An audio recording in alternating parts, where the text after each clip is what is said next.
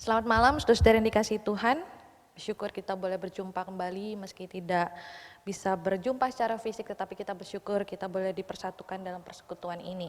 Saudara, sebentar kita akan merenungkan firman Tuhan. Mari kita sama-sama menundukkan hati dan pikiran kita untuk boleh kita memahami firman-Nya malam hari ini. Bapa di surga, kami bersyukur untuk malam hari ini. Biarlah Tuhan yang berkati supaya firman-Mu yang akan kami dengar dan kami renungkan bersama boleh menjadi satu peneguhan iman kami, supaya kami boleh semakin percaya dan semakin bergantung total kepada Tuhan dan memegang iman ini dengan setia sampai akhir hidup kami berjumpa dengan Engkau. Tolong siap kami Tuhan, berikan kami telinga yang mau mendengar, berikan kami hati yang rendah untuk boleh taat kepada firman-Mu. Berikan kami pikiran yang fokus juga untuk boleh menerima firman Tuhan malam hari ini. Dan pakai hamba-Mu yang penuh dengan keterbatasan ini untuk boleh menyampaikannya secara sederhana. Hanya di dalam nama Tuhan Yesus kami berdoa dan bersyukur. Amin. Saudara, malam hari ini firman Tuhan sepanjang sebulan ke depan kita akan membahas tentang kebangkitan Kristus dan dampaknya dalam hidup kita. Saudara, hari ini temanya secara khusus membahas tentang kebangkitan Kristus mengokohkan iman orang percaya.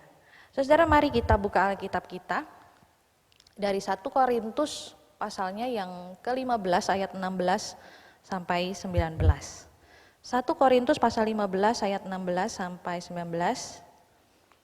Jikalau saudara sudah mendapatkannya, saya akan membacakannya untuk saudara sekalian.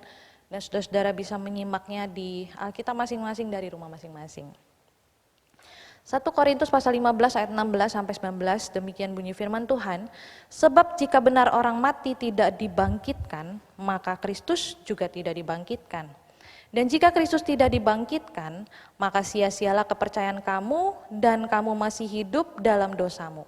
Demikianlah binasa juga orang-orang yang mati dalam Kristus. Jikalau kita hanya dalam hidup ini saja menaruh pengharapan pada Kristus, maka kita adalah orang-orang yang paling malang dari segala manusia. Saudara, ayat firman Tuhan ini mungkin bagi kita sudah tidak asing, saudara, karena memang ini membahas tentang jika, andai Kristus tidak dibangkitkan, apa yang akan terjadi dalam kehidupan orang-orang percaya. Saudara, saya akan ulangi satu ayat ini, saudara, 1 Korintus pasal 15 ayat 17. Dan jika Kristus tidak dibangkitkan, maka sia-sialah kepercayaan kamu dan kamu masih hidup dalam dosamu. Dan jika Kristus tidak dibangkitkan, maka sia-sialah kepercayaan kamu, iman kamu, dan kamu masih hidup dalam dosamu. Saudara, di dalam hidup kita, siapa sih kita yang tidak pernah berandai-andai? Ya. Setiap kita pasti pernah berandai-andai. Apalagi kalau kita lagi waktu senggang, kita suka berandai dan kita mungkin suka memikirkan hal-hal yang mungkin saja akan terjadi atau bahkan mungkin sebenarnya tidak pernah akan terjadi dalam hidup kita, tetapi itu terlintas dalam pikiran kita. Nah, saudara, baik itu yang dipikirkan, yang diandai-andaikan itu positif atau negatif, tentu kita juga akan memikirkan apa ya dampaknya, apa ya akibatnya, apa ya konsekuensinya jika yang saya andai-andaikan ini terjadi. Nah, saudara, demikian pula yang tertulis di dalam bagian ini. Andai Kristus tidak dibangkitkan, maka sia-sialah kepercayaan kita. Apa maksudnya, saudara? Andai Kristus tidak dibangkitkan, saudara, saya ingin percaya, kita yang hadir di dalam doa malam ini, kita pasti percaya dan yakin bahwa Kristus itu sudah dibangkitkan. Kristus telah bangkit pada hari yang ketiga setelah kematiannya di atas kayu salib. Tetapi bagian ini mau mengajak kita untuk berpikir, jika Kristus tidak dibangkitkan, bagaimana? Jelas di ayat 17 ini dikatakan, sia-sialah iman kita, sia-sialah kepercayaan kita. Saudara, kenapa Paulus menuliskan hal ini? Tentu ada masalah yang terjadi di antara jemaat Korintus, saudara. Masalahnya adalah apa? Jemaat Korintus saat itu menolak kebangkitan orang mati. Jemaat Korintus tidak mau mengakui tentang kebangkitan orang mati. Itu kita bisa lihat nanti dengan jelas kalau saudara mau membacanya sendiri di rumah dari ayat 12 ya. Nanti kan jelas sekali bahwa jemaat Korintus itu menolak kebangkitan orang mati. Saudara, tentu ada konsekuensi di balik segala hal yang terjadi. Ada akibat dari segala hal yang terjadi. Kalau kamu bermain api bisa kebakar gitu ya. Kalau kamu bohong, kamu ketahuan, habislah kamu. Tentu ada konsekuensi, ada dampaknya dalam hidup kita. Begitu juga dengan Kristus. Kalau Kristus bangkit, dampaknya apa dalam hidup kita? Tapi kalau Kristus tidak dibangkitkan, saat itu, apa dampaknya dalam hidup kita? Nah, saudara, di dalam 4 ayat yang tadi kita baca, ayat 16 sampai 19, setidaknya ada 4 konsekuensi, ada 4 akibat yang bisa kita lihat kalau andai Kristus tidak dibangkitkan. Saudara, yang pertama dikatakan bahwa iman kita kosong. Apa maksudnya iman kosong? Saudara, tentu setiap kita saat ini adalah orang-orang beriman. Amin, saudara. Kita ikut kebaktian doa malam. Bahkan tadi sebelum kita masuk dalam khotbah, dalam perenungan firman Tuhan ini, kita berdoa. Tentu ketika kita berdoa dengan iman dong ya. Masa iya kita cuma berdoa, komat kamit mulut kita, tanpa ada dasar apapun. Tentu kita berdoa dengan yakin dan percaya kita menyampaikannya kepada Tuhan, Sang Maha Tahu itu, Sang Maha Kuasa itu, dengan iman kita. Nah, saudara, kalau Kristus tidak dibangkitkan, iman kita itu sia-sia katanya tadi. Dan kalau kita lihat nanti dalam pembahasannya lebih tepat kita bilang iman kita kosong. Saudara, kata sia-sia di dalam bagian ini, dalam perikop ini, saudara, setidaknya 2 kali Paulus menggunakannya. Sia-sia di ayat 17 dan sia-sia di ayat 14 ya. Di ayat 14 dikatakan, tetapi andai kata Kristus tidak dibangkitkan, maka sia-sialah pemberitaan kami dan sia-sialah juga kepercayaan kamu. Dan di ayat 17 tadi, dan jika Kristus tidak dibangkitkan, maka sia-sialah kepercayaan kamu dan kamu masih hidup di dalam dosa. Saudara, kalau di dalam bahasa Indonesia terjemahan LAI sepertinya tidak ada bedanya. Sia-sia. Satu kata gitu ya, sia-sia. Tetapi kalau di dalam bahasa Yunaninya dibedakan. Di ayat 14 Paulus menggunakan kata kenos. Kalau di dalam konteksnya, saudara, di dalam konteksnya, di dalam pengertiannya, kata sia-sia yang di ayat 14 itu maksudnya tidak berdampak. Jadi kalau misalkan mau dikalimatkan di ayat 14, tetapi andai kata Kristus tidak dibangkitkan, maka pemberitaan tentang salib itu tidak akan berdampak. Tidak akan ada dampaknya dalam hidup orang-orang percaya. Bisa lihat juga nanti di ayat yang ke-10, saudara bisa baca sendiri. Saudara, sedangkan di ayat 17, Paulus menggunakan kata mataios, saudara. Mataios juga sebenarnya kalau diartikan secara hurufiah literal, memang artinya juga sia-sia, mirip dengan kenos, tetapi di dalam konteksnya lebih tepat diartikan sebagai kosong. Tidak ada isi, tidak ada dasar sama sekali, tidak ada pondasi sama sekali. Dan jika Kristus tidak dibangkitkan, maka kepercayaan kita, iman kita kosong. Iman kita nggak ada isinya, saudara. Iman kita tidak ada dasar sama sekali. Meski kita datang ke gereja setiap minggu, bahkan di hari Paskah kita datang katanya merayakan, celebrate kebangkitan Kristus. Tapi kalau kita tidak percayakan kebangkitan Kristus sebenarnya dalam hati kita, maka iman kita itu yang kita bawa ke gereja untuk merayakan Paskah itu kosong, saudara. Tidak ada isinya, tidak ada dasarnya sama sekali, tidak ada pondasinya. Saudara tahu, rumah tidak ada pondasi, kapanpun bisa diterpa dan hancur. Begitu juga dengan iman kita. Kapanpun hidup kita diterpa badai, entah itu kecil, entah itu besar, sedang, apapun itu, Kalau tidak ada pondasinya, kapanpun bisa hancur berantakan. Saudara, iman yang kosong tidak akan membawa kita kepada apa? Di 4 ayat tadi sudah dijelaskan satu persatu dan disebut satu persatu. Iman yang kosong tidak akan membawa kita lepas dari dosa. Dia 17 tadi dikatakan apa? Jika Kristus tidak dibangkitkan, maka kosonglah kepercayaan kamu, imanmu, dan kamu masih hidup dalam dosamu. Enggak akan lepas dari dosa, saudara. Dan yang kedua, iman yang kosong tidak akan membawa kita kepada kebangkitan tubuh. Dan yang ketiga, iman yang kosong tidak akan membawa kita kepada pengharapan yang sejati. Saudara, ini dampak yang pertama kalau Kristus tidak dibangkitkan. Maka iman kita di dalam kekristenan kosong. Dan yang kedua, saudara, apa konsekuensinya, apa akibatnya kalau Kristus tidak dibangkitkan? Hidup kita tetap di dalam dosa. Tadi dia 17b jelas, kamu tetap hidup, kamu masih hidup dalam dosa. Saudara, apa itu dosa? Kalau dulu SMP, saudara, saya ingat sekali ada ujian agama dikatakan, apa itu dosa? Ya, pertanyaannya, apa itu dosa? Dosa adalah perbuatan yang tidak sesuai dengan kehendak Tuhan. Kalau digambarkan dengan busur panah begitu ya, ada papan panahan gitu, nah itu tidak tepat di tengahnya, melenceng, nah itu dosa. Tidak sesuai, tidak tepat sasaran, dosa, saudara.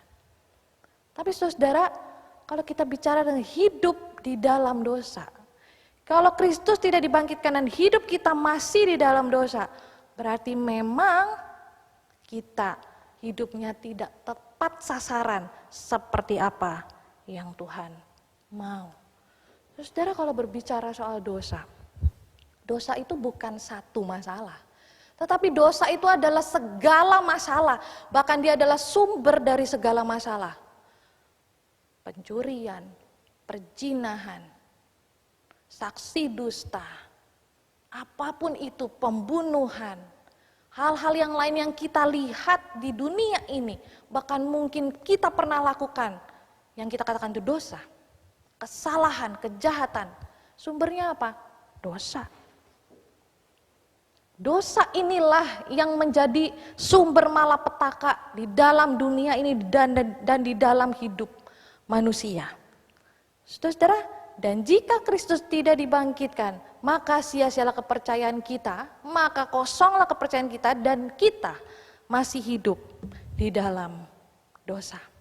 Saudara, pertanyaannya kalau kayak gitu, apakah kematian Kristus tidak cukup menyelesaikan semuanya secara tuntas? Bukankah kita selama ini diajarkan, diindoktrinasi bahwa kalau Kristus itu mati untuk membereskan setiap dosa kita, membayarnya dengan lunas, membayarnya dengan tuntas? Lalu ayat tadi itu apa? Jika Kristus tidak dibangkitkan, hidup kita masih dalam dosa, katanya begitu. Kata Paulus. Lantas kematian Kristus itu enggak ada efeknya sama sekali dong, gitu kan ya? Pertanyaannya kan gitu. Jadi buat apa Kristus mati kalau kayak gitu? Saudara, tidak akan ada kebangkitan kalau tidak ada kematian, bukan? Saudara, kalau kita mau mengandaikan begini ya, kematian dan kebangkitan, dua hal yang tidak bisa dipisahkan di dalam iman percaya kita. Jadi tidak bisa kita katakan saya cuma percaya kematian Kristus, sudah ada buktinya. Tetapi kebangkitan Kristus tidak ada buktinya dan saya tidak percaya. Gak bisa, saudara. Dan itu akan kembali ke dampak yang pertama, iman kita menjadi kosong. Dan tetap hidup kita akan di dalam dosa.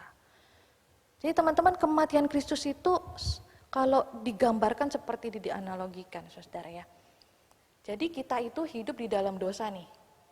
Hidup kita negatif, gitu kan ya. Negatif karena dosa, karena kejahatan, karena kesalahan, dan tidak terampuni, negatif.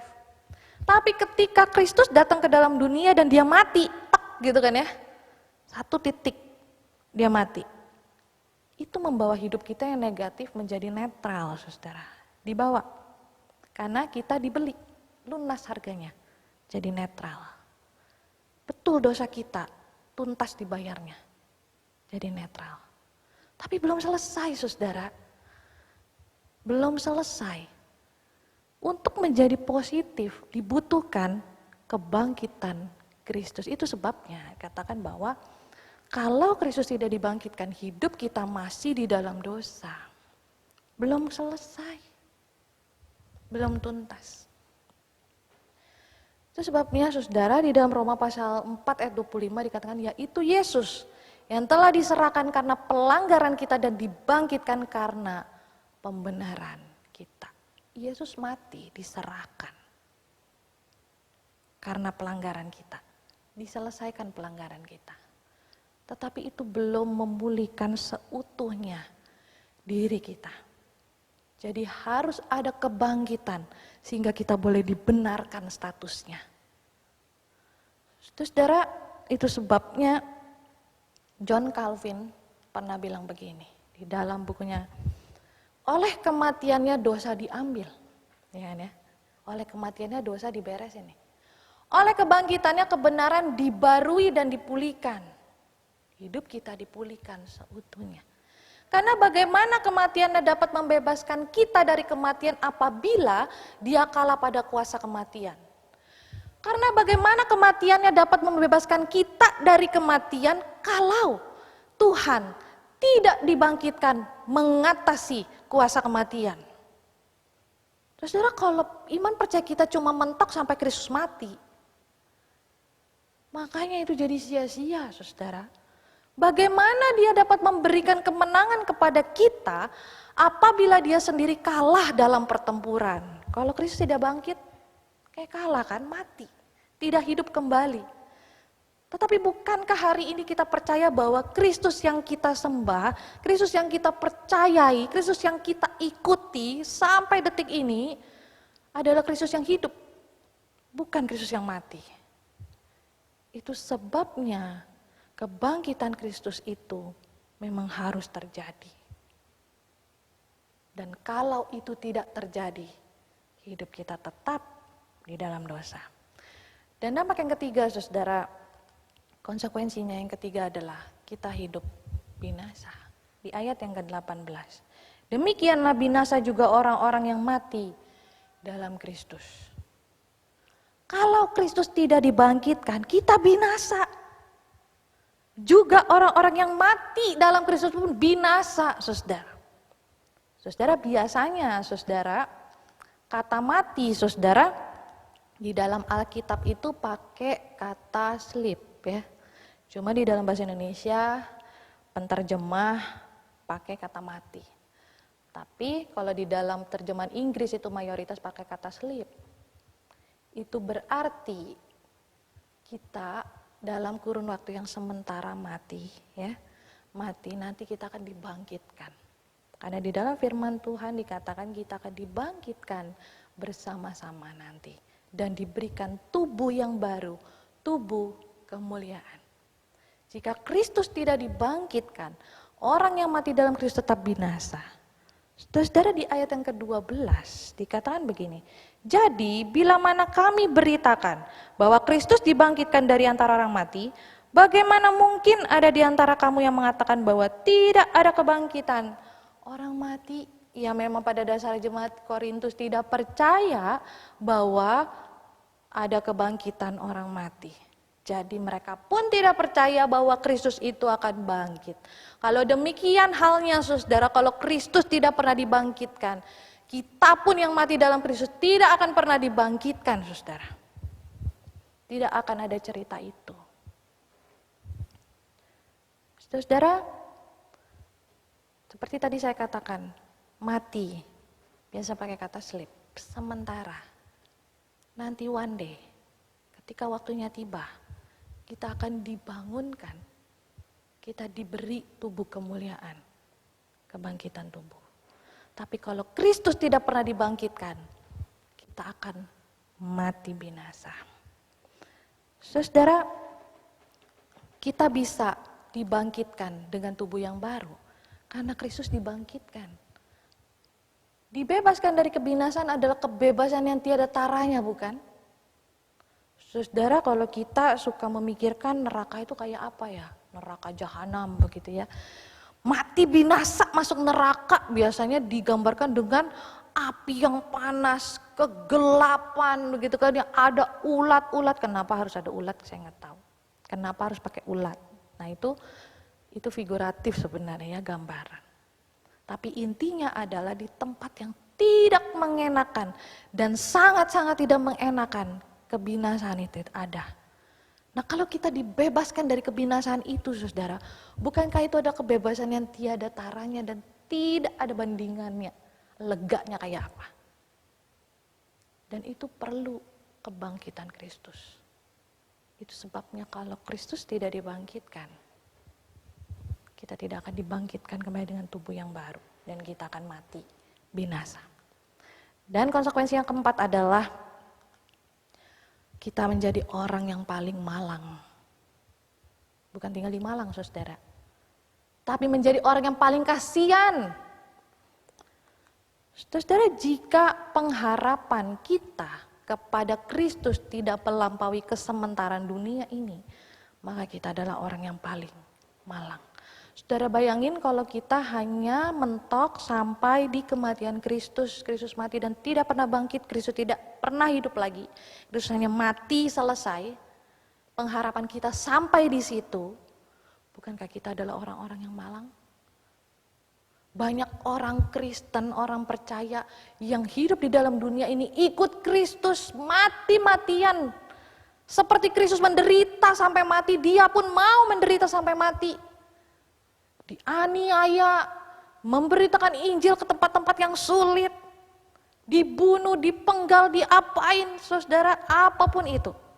Tapi kalau pengharapannya cuma sampai mentok kematian Kristus dan Kristus tidak pernah dibangkitkan, kasihan banget ya.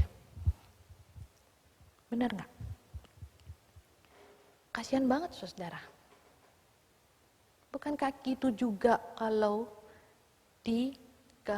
istilah ditujukan kepada kita. Kalau kita cuman percaya Kristus sampai dia mati doang, kita adalah orang-orang yang malang. Kita sudah mengusahakan, kita sudah mengikut Kristus mati-matian, kita berharap kepada Kristus, tapi Kristus tidak pernah hidup kembali. Kita adalah orang-orang yang paling kasihan. Saudara, jikalau dalam hidup ini kita telah berharap pada Kristus saja, kita menjadi percuma saudara iman kita. Ini ayat 19 tidak bisa dilepaskan dari ayat sebelumnya yang bilang jika Kristus tidak dibangkitkan. Itu berarti kalau kita cuma berharap pada Kristus saja sampai kematiannya, hal ini menjadi percuma, menjadi sia-sia. Saudara, itu sebabnya seperti apa yang Paulus katakan, tetapi kami memberitakan Kristus yang disalibkan untuk orang-orang Yahudi suatu batu sandungan dan untuk orang-orang bukan Yahudi suatu kebodohan. Tapi kalau Kristus tidak pernah dibangkitkan, hal ini sangat diaminkan, bukan? Karena Kristus tidak pernah bangkit. Tapi karena Kristus yang kita percayai bangkit, saudara, salib yang dikatakan kebodohan, salib yang dikatakan batu sandungan itu nggak ada artinya, saudara. Itu tidak pernah diaminkan. Karena salib itu memang bukan kebodohan dan salib itu bukan batu sandungan. Tetapi salib itu adalah kemuliaan Kristus. Terus sekali lagi, kematian Kristus membersihkan kita dari dosa. Dan kebangkitan Kristus memulihkan diri kita sepenuhnya. Itu sebabnya iman kita yang sekarang kita pegang. Kita percaya Kristus datang ke dalam dunia, mati buat setiap kita. Dan pada hari yang ketiga, bangkit dari antara orang mati, menang atas maut. Dan kita percaya itu.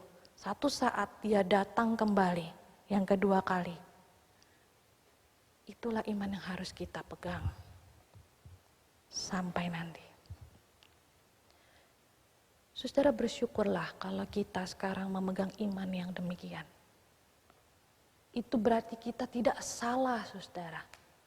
Kita tidak salah untuk mengikut Kristus. Karena Kristus bukanlah Kristus yang mati, tetapi Kristus yang hidup, yang memberikan pengharapan yang kekal. Bukan pengharapan yang palsu. Saudara, milikilah iman yang terus engkau pegang.